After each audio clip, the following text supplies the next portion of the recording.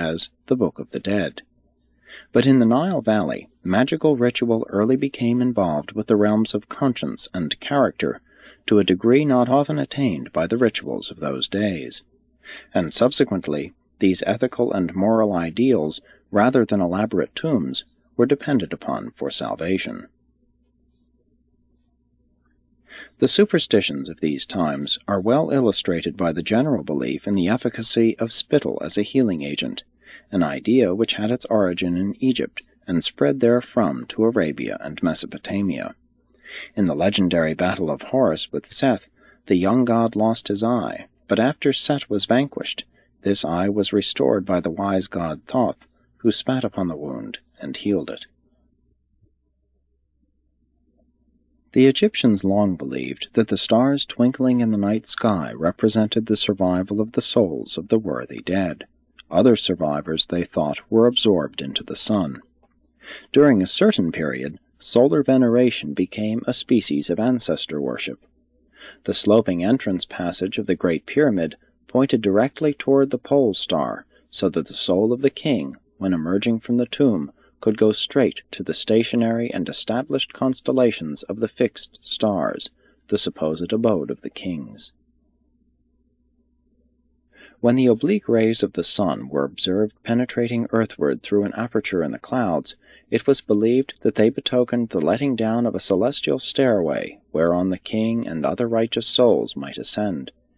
King Pepi has put down his radiance as a stairway under his feet whereon to ascend to his mother. When Melchizedek appeared in the flesh, the Egyptians had a religion far above that of the surrounding peoples. They believed that a disembodied soul, if properly armed with magic formulas, could evade the intervening evil spirits and make its way to the judgment hall of Osiris, where, if innocent of murder, robbery, falsehood, adultery, theft, and selfishness, it would be admitted to the realms of bliss. If this soul were weighed in the balance and found wanting, it would be consigned to hell, to the devouress. And this was, relatively, an advanced concept of a future life in comparison with the beliefs of many surrounding peoples. The concept of judgment in the hereafter for the sins of one's life in the flesh on earth was carried over into Hebrew theology from Egypt. The word judgment appears only once in the entire book of Hebrew Psalms, and that particular psalm was written by an Egyptian. 3. Evolution of moral concepts. Although the culture and religion of Egypt were chiefly derived from Andite Mesopotamia and largely transmitted to subsequent civilizations through the Hebrews and Greeks, much, very much of the social and ethical idealism of the Egyptians arose in the valley of the Nile as a purely evolutionary development. Notwithstanding the importation of much truth and culture of Andite origin, there evolved in Egypt more of a moral culture as a purely human development than appeared by similar natural techniques in any other circumscribed area prior to the bestowal of Michael. Moral evolution is not wholly dependent on revelation. High moral concepts can be derived from man's own experience. Man can even evolve spiritual values and derive cosmic insight from his personal experiential living because a divine spirit indwells him. Such natural evolutions of conscience and character were also augmented by the periodic arrival of teachers of truth, in ancient times from the second Eden, later on from Melchizedek's headquarters at Salem. Thousands of years before the Salem gospel penetrated to Egypt, its moral leaders taught justice, fairness, and the avoidance of avarice. 3,000 years before the Hebrew scriptures were written, the motto of the Egyptians was, "Established is the man whose standard is righteousness, who walks according to its way." They taught gentleness, moderation, and discretion. The message of one of the great teachers of this epoch was, "Do right and deal justly with all." The Egyptian triad of this age was truth, justice, righteousness. Of all the purely human religions of Urantia, none ever surpassed the social ideals and the moral grandeur of this one-time humanism of the Nile Valley. In the soil of these evolving ethical ideas and moral ideals, the surviving doctrines of the Salem religion flourished. The concepts of good and evil found ready response in the hearts of a people who believed that life is given to the peaceful and death to the guilty. The peaceful is he who does what is loved, the guilty is he who does what is hated. For centuries the inhabitants of the Nile Valley had lived by these emerging ethical and social standards before they ever entertained the later concepts of right and wrong, good and bad. Egypt was intellectual and moral, but not overly spiritual. In 6,000 years only 4 great prophets arose among the Egyptians. Amenemop they followed for a season, Okhban they murdered, Akhenaten they accepted, but half-heartedly for 1 short generation. Moses they rejected. Again was it political rather than religious circumstances that made it easy for Abraham, and later on for Joseph, to exert great influence throughout Egypt in behalf of the Salem teachings of one God. But when the Salem missionaries first entered Egypt, they encountered this highly ethical culture of evolution blended with the modified moral standards of Mesopotamian immigrants.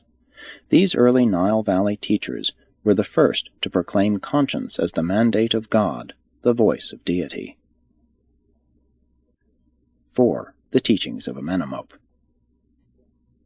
In due time there grew up in Egypt a teacher called by many the Son of Man, and by others Amenemop. This seer exalted conscience to its highest pinnacle of arbitrament between right and wrong, taught punishment for sin, and proclaimed salvation through calling upon the solar deity. Amenemop taught that riches and fortune were the gift of God, and this concept thoroughly colored the later appearing Hebrew philosophy. This noble teacher believed that God consciousness was the determining factor in all conduct, that every moment should be lived in the realization of the presence of and responsibility to God.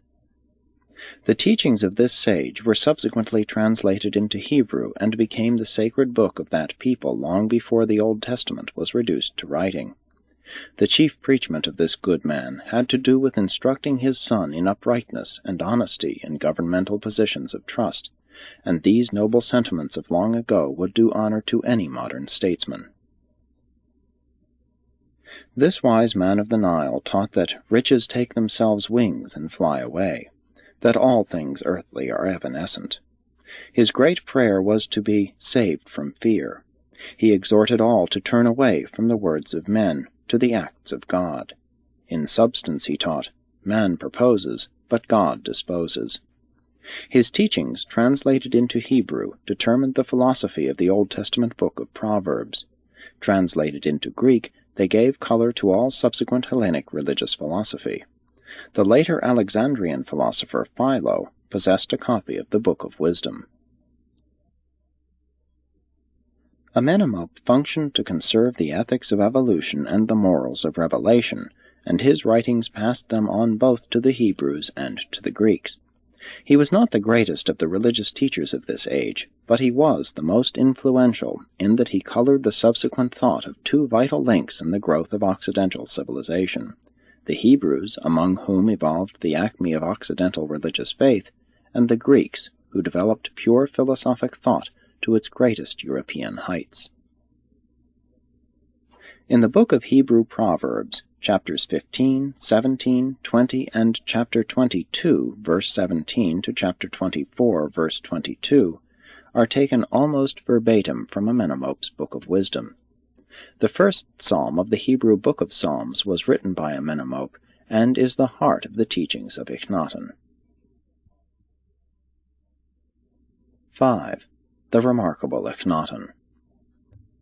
The teachings of Amenemop were slowly losing their hold on the Egyptian mind when, through the influence of an Egyptian Salemite physician, a woman of the royal family espoused the Melchizedek teachings. This woman prevailed upon her son, Akhenaten, Pharaoh of Egypt, to accept these doctrines of one God. Since the disappearance of Melchizedek in the flesh, no human being up to that time had possessed such an amazingly clear concept of the revealed religion of Salem as Akhenaten. In some respects, this young Egyptian king is one of the most remarkable persons in human history. During this time of increasing spiritual depression in Mesopotamia, he kept